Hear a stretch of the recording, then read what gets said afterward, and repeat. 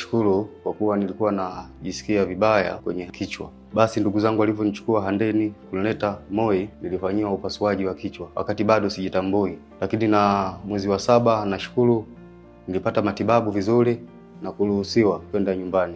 Lakini mfupa wangu wa upande wa kushoto waliweka katika tumbo langu, waliuhifadhi. Baada ya hapo nikaenda nyumbani Mbeya.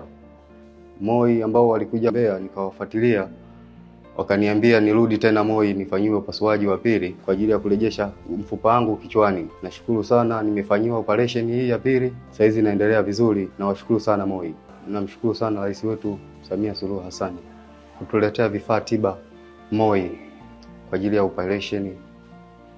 Maana sisi ambao hatuna uwezo mkubwa kwenda nje ingekuwa ni changamoto. Nashukuru sana serikali yetu ya Tanzania. Moi, taasisi ya mifupa Moi.